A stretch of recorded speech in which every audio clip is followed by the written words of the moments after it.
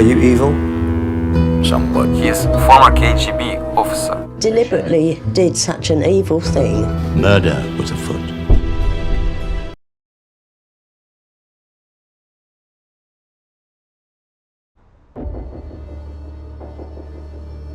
In October 1989, the body of a woman was found in a forest on the outskirts of the village of Dietz in East Germany. She'd been hit by a hammer, strangled and sexually assaulted. Scattered around her body was her underwear, stolen from a washing line. Police had no idea at the time, but this was the work of a perverted serial killer. He did know what he was doing. He did know that it was wrong, and he chose to do it anyway, regardless of whatever drives or desires he had. The murderer was a 23-year-old man named Wolfgang Schmidt. He'd been roaming the local woods in search of prey to satisfy his depraved sexual fantasies. He became known as the Beast of Beelitz. I was on call day and night, and when my phone would ring, I would sit up straight in my bed because I thought he had struck again. Over the next 2 years, he would kill a further 4 women and a baby, all to fulfill his own grotesque form of sexual urges. You have a man who is completely possessed by the desire that is now feeding the frenzy of his own addiction. Wolfgang Schmidt, the Beast of Beelitz, had become one of the world's most evil killers.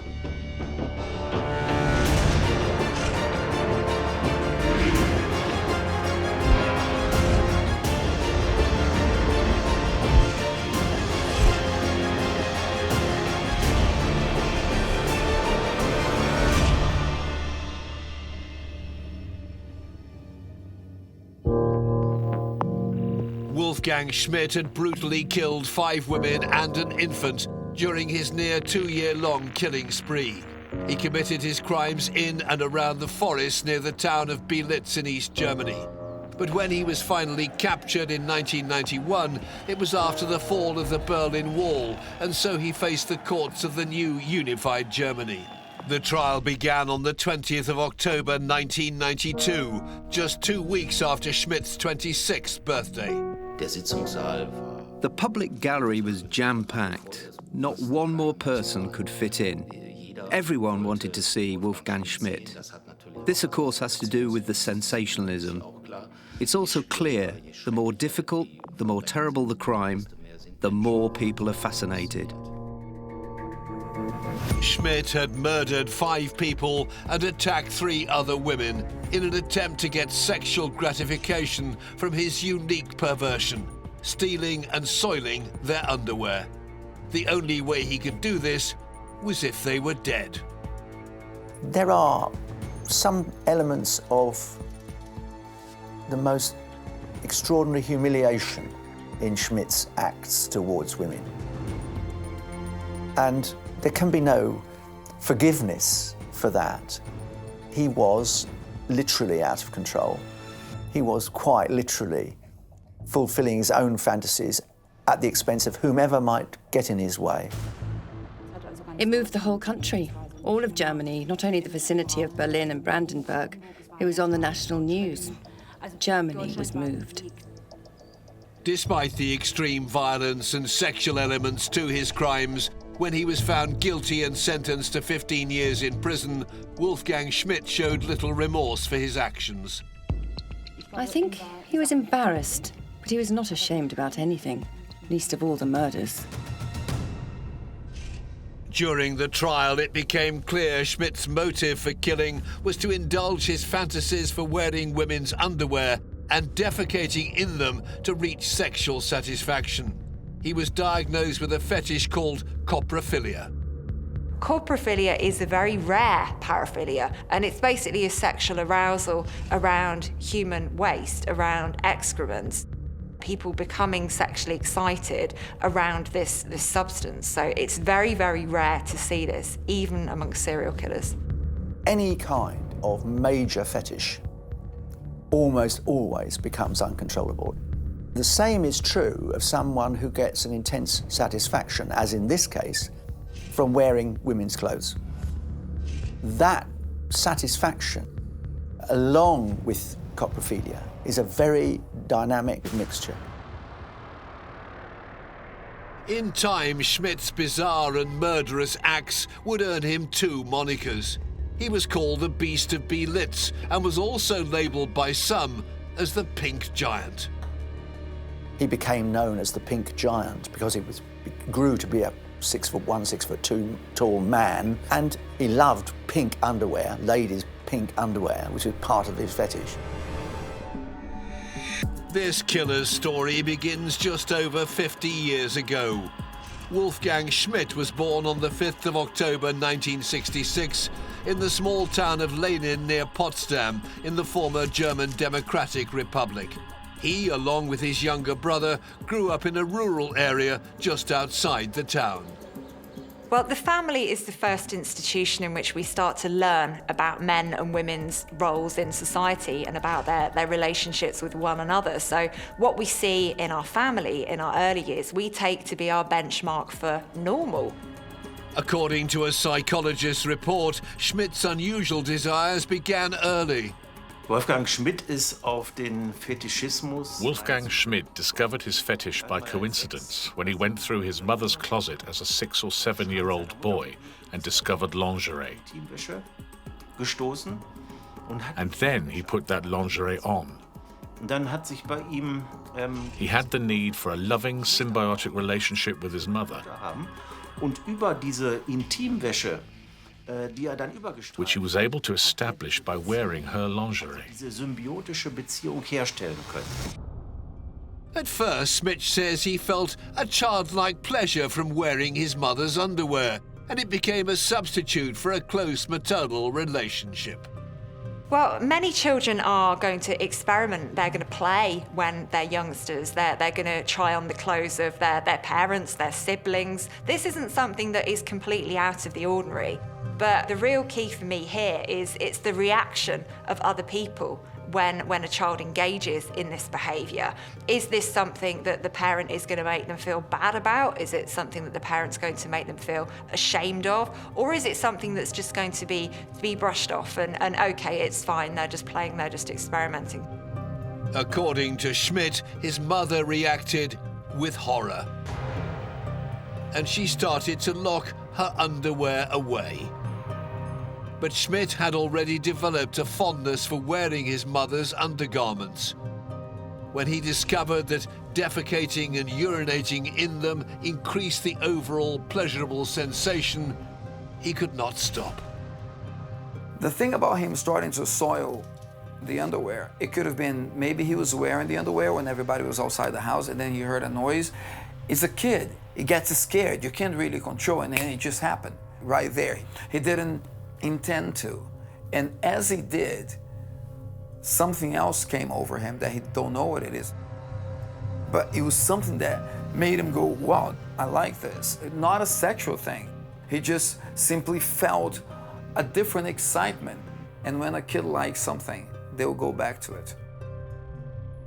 By the time Schmidt reached puberty, defecating in his mother's underwear added a whole different level of enjoyment. To get pleasure out of destroying something that belongs to her, something that is intimate for her, that's really meaningful for me, looking at this from the outside, and see him getting pleasure in doing this, in soiling this underwear. That's something that signifies to me he's enjoying getting a little bit of power back. Dieses Verhalten hat He ritualized that behavior over the years so that it didn't only become the central element of his sexuality, but of his entire life. That means that he really only lives to experience that kind of sexuality. With all the underwear locked away, Schmidt started to look elsewhere to satisfy his urges. This was the beginning of his double life. Ulrich Bauschulter was Schmidt's defense lawyer. Ja, hat öfter mit seinem Vater. Often with his father, he cleared things from the house to be put in trash heaps, or as they were called then in the German Democratic Republic, Müllkuppen. Then he noticed that women's underwear was also thrown away, and so he began to collect these undergarments. und hat dann begonnen, diese Frauenunterwäsche zu sammeln. Schmidt regularly went into the forest near the village of Dietz that was near to his home in search of underwear on makeshift landfills. He would then defecate with the underwear on, satisfy his sexual urges and clean up after as if nothing had happened. As he grew to be an adult, however, this routine would not be enough for him. He needed an actual woman to fulfill his fantasy. Das heißt, die Frau muss mit intim. That means the woman has to be draped with lingerie. There has to be mutual defecation, and then there will be intercourse. And it became clear to him at some point that in order to live out this fantasy, he needed a woman to be entirely at his disposal. And the only way Schmidt was going to satisfy his needs was to murder. But living in such a remote and sparsely populated area, the opportunities for Schmidt to fulfill his unusual fantasies were limited. He lived in a very rural community, lots of forests, lots of lakes, woods. So there weren't countless washing lines with ladies' underwear hanging on them out to dry. It was quite a complicated search. But search he did, and he searched rubbish dumps, he searched as much as he could. He got pleasure from putting the underwear on, taking it off, urinating in it, defecating in it. It was all mixed into this bodily function, sexual arousal dynamic. In 1985, Schmidt's life changed. He signed up to 10 years of service with the riot and anti-insurgency police force. Around that time, he also met a young woman from a nearby village. He develops a double life. He has this young woman who he's devoted to and eventually becomes his fiancée. At this time, Schmidt appeared to be leading a regular life. And he has this very ordered life in the police. Perhaps he thinks something about the uniform and the discipline will, well, how can I put it, help me control my urges. Perhaps there's something about that disciplined environment which will calm me down. It's a very male, macho environment. But when in April 1989 he got drunk and publicly celebrated Adolf Hitler's 100th birthday, he was dismissed from the force. It led to catastrophic consequences. Well, when we look at the offending behaviour of serial killers, often we identify particular stressors, particular things that would have made the difference between offending and not offending at that particular point in time. And I think for Schmidt, losing his job as a police officer was very, very significant for him, because this was quite central to his sense of identity. Schmidt, now 23, got a new job at a local steelworks, but without the discipline of the police force, his strange urges grew stronger. I'm not in any doubt that Schmidt was increasingly unravelling from the moment he lost his job with the police until the first killing, which was not all that much later. It was that ticking time bomb within him that led, inevitably, unfortunately, to the first killing. By the autumn that year, he is about to explode. Schmidt was on his way to work when he was sidetracked by his desire to indulge in his deviant fantasies. He ended up on the outskirts of the small village of Dietz, where he hid at the edge of the forest to watch a row of houses. He was hoping to find women's underwear. He goes to the house on the end of the little row and discovers there's a tool shed. And he presumably started by looking for the washing line, but he goes into the tool shed and he discovers a hammer. He then spies the owner of the property. And I think at that point, the detonation went off in his head. When Schmidt saw Edeltraud Nixdorf tending to her garden, he was overcome by an intense urge to violently assault the 51-year-old woman. And probably in the first instance, without very much premeditation, he simply hit her on the head with the hammer he'd found in the tool shed. The woman screamed and tried to defend herself with a rake. But Schmidt dragged her into the house, hit her again with the hammer and strangled her. He then proceeded to have intercourse with her. However, not getting the satisfaction he craved, Schmidt wrapped her body in a blanket and started to carry her towards the forest. Wolfgang Schmidt had killed his first victim, but it had not gone to plan.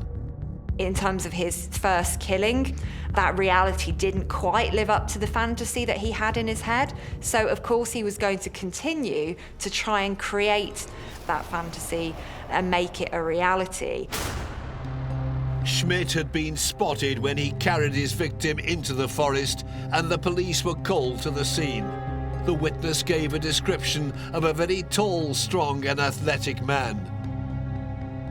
When detectives searched the crime scene in Dietz, they found underwear scattered around the victim's body. One of the investigating officers was Volker Kelm. These clothes were lying in the area very close by to the victim. From this, we concluded that it was a break-in and that the perpetrator had been disturbed by the victim, and so he killed her. Police also found a vital clue in the house, a large footprint. The boot was military issue and similar to ones worn by some police units. But in 1989, the German Democratic Republic was on the brink of collapse. Attempts to identify the owner of the boot from an official list of police recruits proved futile. For Schmidt, however, this was just the beginning. This is a man who is now literally searching for prey.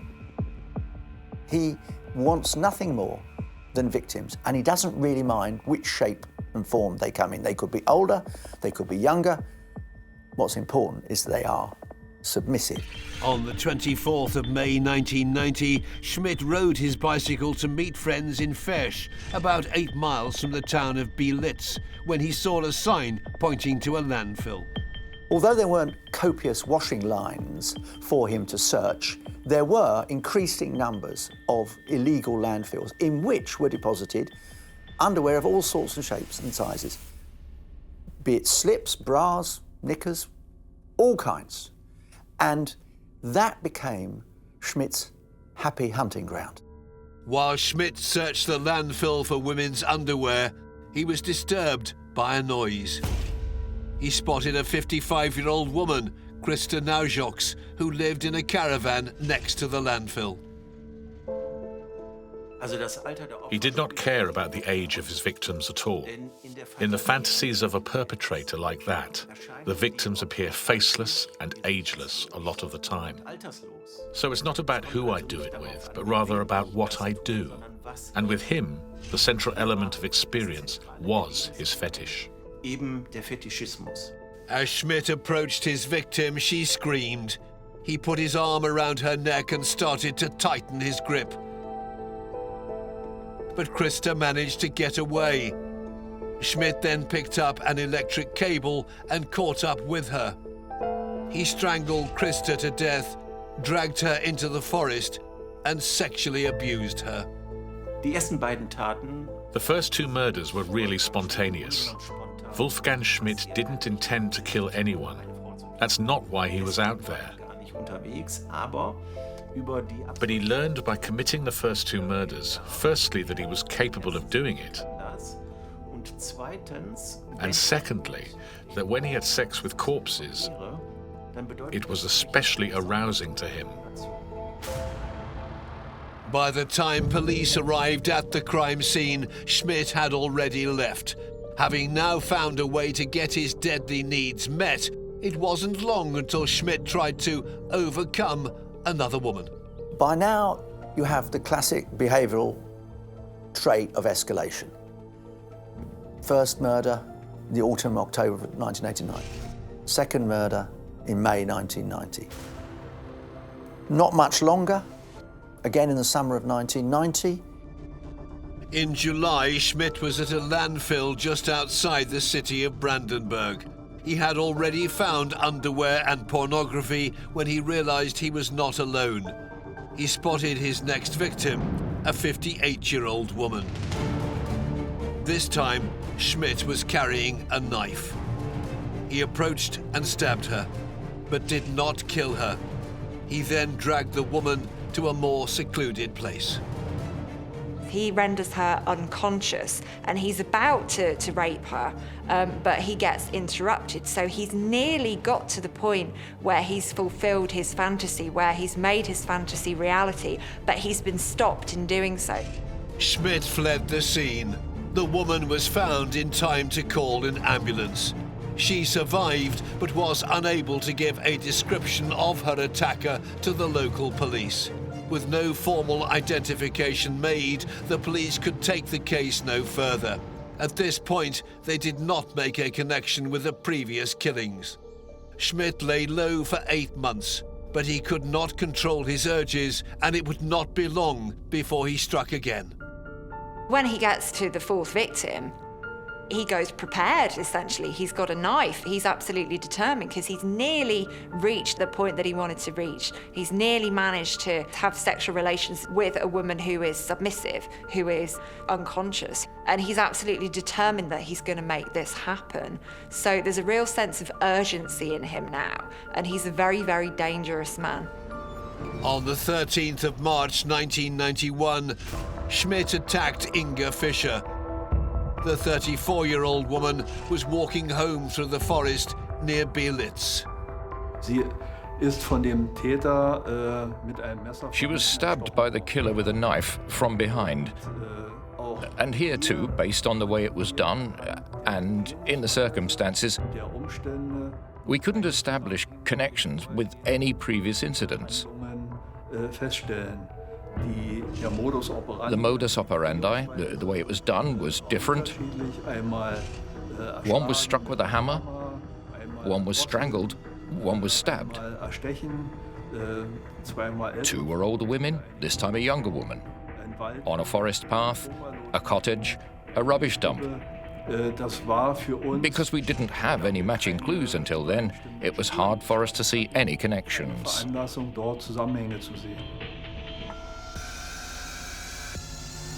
After 4 attacks, 3 resulting in murders, it was still impossible for police to make a conclusive connection between the crimes. That meant Schmidt's killing spree continued, unabated. In the spring of 1991, Wolfgang Schmidt was leading a double life. He was engaged to be married and worked at a local steelworks. At the same time, he was a dangerous sexual predator that was still on the loose. One thing had become clear: it was dangerous for women to venture into the forest on their own. Police handed out leaflets and warned local communities, but the message had not reached a community of former Russian military families living in the area.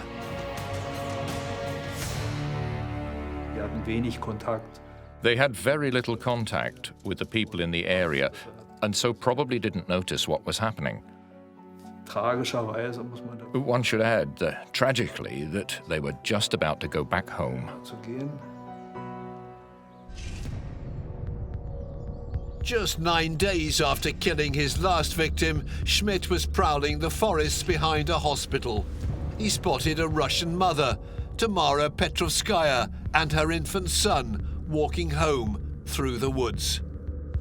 He's been fantasizing about this sexual encounter for so many years. It's something that he really wants. Now the possibility is in front of him, and there's one barrier in the way, and that barrier is the baby. So he's very instrumental in removing this obstacle to getting what he wants. Schmidt attacked his victim, beat her, and started to pull her into the forest. To silence the baby, Schmidt picked up the infant and threw him to the ground, and then callously kicked him in the chest. The most horrific, the most terrifying of Schmidt's crimes was the killing of a Russian doctor's wife. The woman was 44. Imagine how much she must have prized the child particularly at that age, unfortunately for her and for her child, Schmidt comes across them and is absolutely determined to attack the woman. Also bei dem Tatort, wo das Baby und die Frau At the crime scene where the baby and the woman died, there was women's lingerie lying right there at the scene. And it was clear that it had something to do with the crime. That's when it occurred to us. What about the others? Could this case be linked with the others? Police found women's underwear at the crime scene. They had now established it was crucial evidence in all these murders, and that was a major breakthrough. The investigators believe the perpetrator must be someone with a dangerous fetish. They were coming under increasing pressure to capture the killer, who was now hitting the headlines as the Beast of Beelitz and the Pink Giant. Could this be the missing clue that would finally lead them to this extremely dangerous sexual predator? After we were able to establish the relationship between the underwear and the perpetrator, naturally we went to search this angle in particular. And at the surrounding area of the crime scenes, we found layers where he basically collected the underwear and where he satisfied himself with it. And there were bags of underwear that we found. Marianne Böhm, then a young prosecutor from West Berlin, was sent to Potsdam to head up the investigation. The case of Wolfgang Schmidt was especially distinguished by the variety of cases to deal with. It was because of this anxiety, because we couldn't catch the perpetrator. I was on call day and night. And when my phone would ring, I would sit up straight in my bed because I thought he had struck again. Schmidt would have known the police were closing in on him, but he was still free and still indulging in his now deadly fantasies.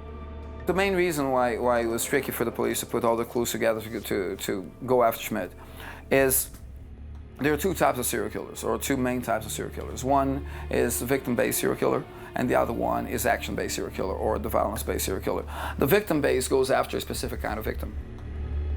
The other kind of serial killer is one that the victim makes zero difference to them. What they are after is something else. Either the violence, that is what excites them, is killing the person, or some kind of sexual pleasure. In the case of Schmidt, he didn't care about the victim. He wanted the sex. But as yet, the police had no idea who they were dealing with. The core problem was that Wolfgang Schmidt was not known to the police as a sexual perpetrator. The investigators back then already had a pretty clear picture of what made this predator tick. That his way of acting was fetishistic and that he went into a situation with an intent of killing. It was also clear early on that they were dealing with a serial killer. And since there were no leads to Wolfgang Schmidt that came from the general public either, it was basically impossible to catch him. Unless he was caught in the act at some point.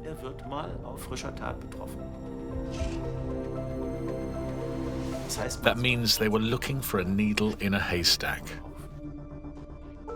2 weeks after his last assault, Schmidt was on the prowl again. He came across two 12-year-old girls who were looking for a dead deer in the forest. The escalation is very, very common. So now he escalated. Maybe he thought to have my kind of fetish sex with two women instead of one. Maybe he already been fantasizing about that for a while. I'm certain that the reason why he went after that is because he had done everything prior to that, and he was always escalating and escalating and escalating until the day he gets caught. Schmidt attacked the girls, dressed up in women's clothes wearing an apron. What the girls must have thought almost defies belief. There's this presumably huge man dressed up in women's clothes with an apron on. It is truly bizarre. This time they both survive. This time they can describe the man who's attacked them. Schmidt's disappointment at failing to fulfill his sexual needs with the two girls was so intense that the following day, on the 5th of April 1991, he struck again.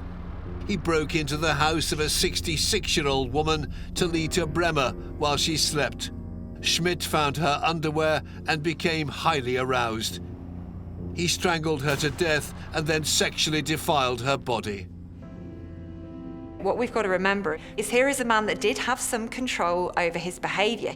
Everybody has fantasies, everybody has things that they would like to do, but they know that these things are socially unacceptable, or they are deviant, or that they are illegal. So most people choose not to act on them. But he did. He knows what he's doing is wrong, but he's choosing to do it anyway because he wants that fantasy that he's created in his head to become a reality. And he's always making the decision that he's going to try again, because I've not quite achieved it this time. I'm going to do it again. The hunt to capture Schmidt was gathering pace. Thanks to the description given by the two surviving 12-year-old victims, police were able to issue an identikit, and the prosecution offered a reward of 20,000 Deutschmarks for information. We received hundreds of bits of information after we went public with it.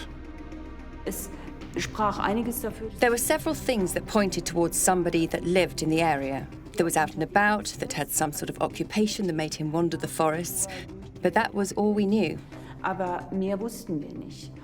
All of that really became more focused when the girls were able to tell us who we were actually looking for. By the summer of 1991, East German Wolfgang Schmidt's deviant fantasies had spiraled completely out of control. In his extraordinary search for sexual fulfillment, Schmidt had attacked 9 people and murdered 5 women and a baby. But his lust for a bizarre form of gratification showed no signs of stopping. On the 1st of August 1991, nearly 4 months after his previous murder, Schmidt returned to the woods surrounding his home to try and satisfy his desires. With Schmidt, it's not simply about ending his victims' lives and then sexually abusing them and raping them after they've died. It's also about continuing in this behaviour of wearing women's underwear, of soiling this underwear. He has this routine, he has this ritual, and he has to have every stage of this ritual in order to gain sexual satisfaction. And it's becoming all the more elaborate and all the more complex with several stages in it.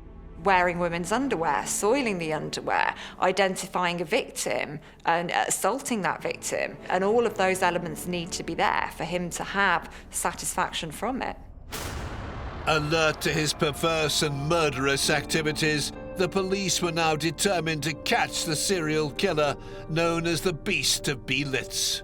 Es war so, dass wir ja in dem Wald We carried out searches in the woods for these types of clothing sites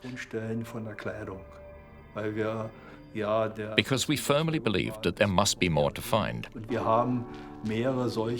And we were able to find several of them in the forests around Beelitz, Heilstätten, and Neuendorf, and so on. We staked out 2 of these sites. To do this, we used special observation forces who were trained for this, who lay hidden in the woods, who watched, and then, if they saw him either putting the clothes on or engaging in any type of sexual act, they could catch him in the act and arrest him.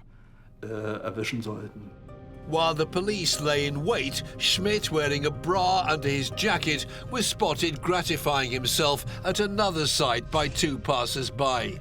When the shocked witnesses reported his aberrant behaviour, Schmidt was promptly arrested and taken into police custody. There he was charged with the murders he'd committed. He was a very shy, reluctant young man back then, who, as is often the case with sexual killers or killers in general, he didn't have it written on his forehead that he was a murderer. He was often described as the nice kid next door. His defense lawyer was Ulrich Bauschulte. In contrast to his physical size, he was well over 1.90 meters. I found when I spoke to him, he seemed very small, very shy, which is astounding when you read and learn how violently the deaths occurred. When confronted with the details of the murders he'd committed, Schmidt seemed to show scant remorse for his actions. I think it was embarrassing for him, but he was not ashamed about anything, not even about the murders. He was probably embarrassed that he was seen in women's lingerie and with an apron on. The trial was set to begin on the 20th of October 1992, just 2 weeks after Schmidt's 26th birthday. The interest in the killer the German tabloids had dubbed as the Beast of Beelitz and the Pink Giant after his fascination with pink underwear was immense. So, there was an unbelievable press hype back then. We had far too little room in the court for all the press. Everyone was following it on the news. Gisela Friedrichsen was the court reporter for a renowned West German magazine.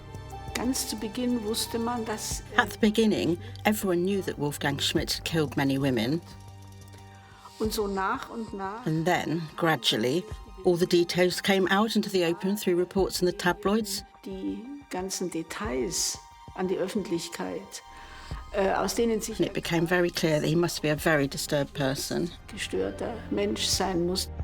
The East German press, however, were less understanding of Schmidt's problems. They would have, ideally, wanted to execute him.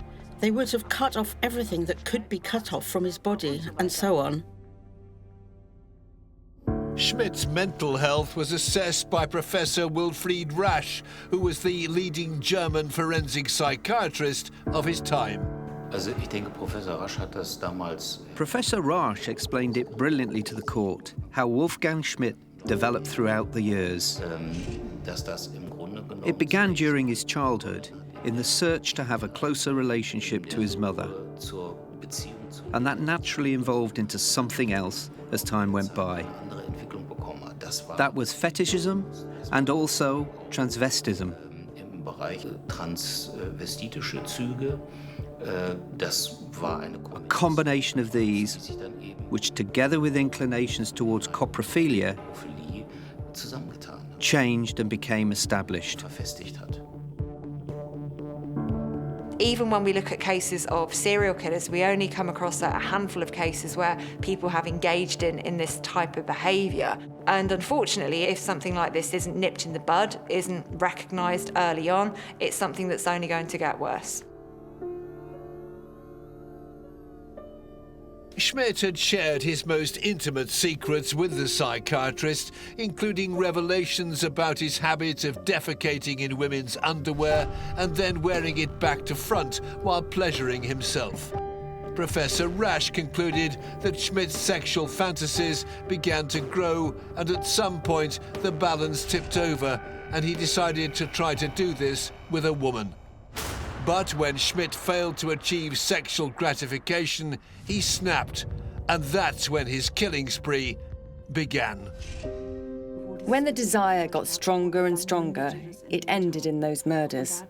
That's where he got his first kick, and where he noticed that there was a chance for him to move on to a level that may give him sexual satisfaction. Schmidt was cooperative from the beginning, but when he was confronted with the identikit that led to his capture, his response was rather startling. When he saw the picture, he said to me, "That looks a lot like me, but it can't be me because I didn't kill anybody." I didn't really know how to interpret that statement back then until Professor Rush conducted the examination in order to see what it was that was really wrong with Mr. Schmidt. The results stated repeatedly that when he lived out his fantasies, in his mind, the women had lived. All throughout the trial, Schmidt continued to claim that in his head, all his victims were still alive. So Schmidt's fantasy was all about dominating a live woman. He says, in my head they were alive. Well, in his head they had to be alive because that was the only way in which he could get pleasure out of this situation. The prosecution had vast amounts of evidence such as clothes, undergarments and the murder weapons, but they did not play a significant role during the trial because Schmidt had confessed to everything. Everybody agreed that Mr. Schmidt belonged in a psychiatric facility. Schmidt was sentenced to 15 years in prison and was admitted to a psychiatric clinic in Brandenburg, where he remains to this day. Adding to the price he's paid, Schmidt's fiancée has, since his incarceration, left him. Wolfgang Schmidt ist hochgradig. Wolfgang Schmidt is very sexually deviant, and he most certainly has a personality disorder as well. As long as he does not confront what he has done and gets the appropriate means to help him, he will always pose a threat to others. And since, to this day, that has not changed, there is no chance for him to ever be set free again. Many people have issues seeing him as a typical serial killer because of his modus operandi varying from one victim to the other. But essentially, his drive, his motivation is the same as many other serial killers. He wants to have power over other people and to dominate other people. He shared with other serial killers a callous disregard for the rights of other people, for the lives of other people, and for their suffering. In a final twist to this story, in 2009, courts allowed Wolfgang Schmidt to change his name to Beate Schmidt when he revealed his desire to transition into a woman. Schmidt has been undergoing hormone treatment since 2010, but has so far been refused gender reassignment surgery. Regardless of his current or future gender, the bizarre and callous killings committed by the beast of Beelitz, Wolfgang Schmidt, makes him one of the world's most evil killers.